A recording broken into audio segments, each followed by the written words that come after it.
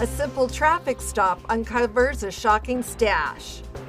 A tragic crash in Oregon leaves one Utah man dead. A new vineyard offers a lot more than just wine tasting. You're watching St. George News at 5. Good afternoon. I'm Stephanie DeGraw. 2 men are in custody after a traffic stop led to the discovery of over a pound of suspected methamphetamine and a significant amount of cash. During the stop, the driver, Christopher Garcia Bareilles, presented a questionable Mexican ID card. His passenger, Andy Garcia, told police that they had traveled to the area in a rental car to visit their grandmother. The officers became suspicious of Garcia's story since there was no luggage in the car. A search revealed cash and hidden methamphetamine in the car, which indicated potential drug distribution. Both face multiple charges and are held without bail. Utah House Speaker Brad Wilson announces his resignation from the legislature next month. Maury Kessler has more on the story. Utah House Speaker Brad Wilson announced Monday that he is resigning from the legislature. While he is yet to make an official announcement, it is heavily implied that Wilson plans to run for U.S. Senate to replace Senator Mitt Romney, who recently said he will not seek a second term in office. Wilson was at Utah Tech University in St. George with the rest of the legislature for their monthly interim committee hearings. It is the first time these hearings have been held outside of Salt Lake City. Wilson told reporters he did not want to talk about the likelihood of his running for Senate as it would take away from the work the legislature is doing, but nonetheless said he has enjoyed his time as Speaker and felt the resignation was necessary as not to divide his attention between being a state lawmaker and running a Senate campaign.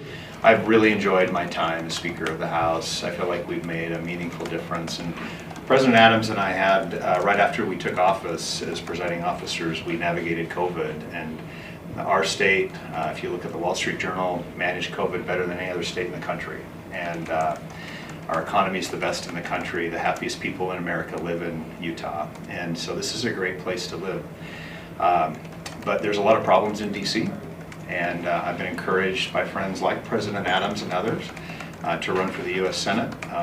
I can't serve people in my district and also serve as Speaker of the House and simultaneously do that work and run at the same time. And so I thought it was in the best interest of the legislature and the people of Utah to have a full-time Speaker of the House. And so that's why I tendered my resignation today, so that a new Speaker can get elected and the legislative session can get ramped up and the work can get done for the people of the state of Utah this next legislative session. A St. George man died late Saturday morning after crashing a car on a highway in Oregon. 62-year-old Victor Lee Jones was headed eastbound in a Volvo commercial motor vehicle and trailer.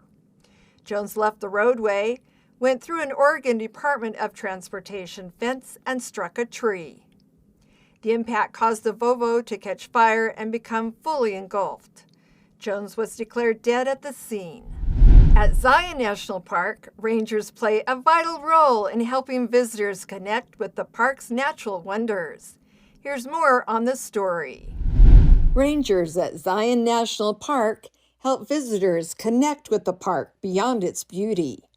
The rangers encourage people to understand the resources and why the park is so important. Park rangers provide educational services like talks about the park's history and geology. People can also sign up for guided tours. Rangers may work in the offices or travel the trails helping visitors. Park Ranger Jason Benton had this to say about his job. Visitors are able to come to interpretive programs. Often they're outdoors, sometimes they're indoors, around the visitor center, maybe the museum, maybe up canyon. And in the summer, we have a lot of offerings. Our division will do about 7 different programs a day. Education will do one that are geared towards smaller kids and family groups.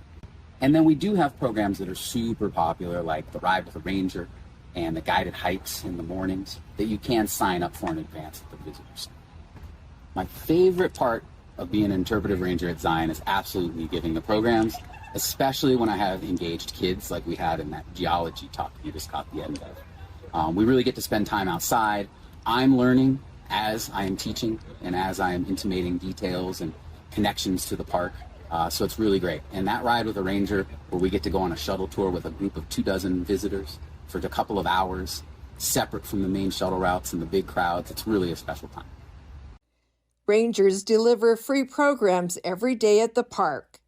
Go to the Zion Canyon or Kolob Canyons Visitor Center for a full schedule, or check the National Park Service app or nps.gov calendar. A new vineyard in southern Utah offers wine tasting, vineyard tours, wine yoga, and more.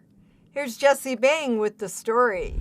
If you love wine and supporting local, boy do we have the place for you. Located in Leeds, Zion Vineyards is a brand new tasting room and vineyard that just opened in May of this year. Owner Michael Jackson, yes, that's his real name, is the founder of Zion Vineyards. He works alongside operations manager Dan Birch. We offer a full range of award-winning wines. It's probably one of the best surprises in southern Utah. From taste testing to tours of the grounds with grape samplings, locals and visitors can take home a variety of wines made right in Leeds. I guess you could say the best part about moving to Utah and getting a part of the wine industry is number one, working with wine and hanging out with great people. But I also met my fiance 4 months after moving out to Utah, so I'd have to say that's probably been the highlight for me. Thank you for watching St. George News at 5. I'm Stephanie DeGraw with St. George News, your #1 source for local news.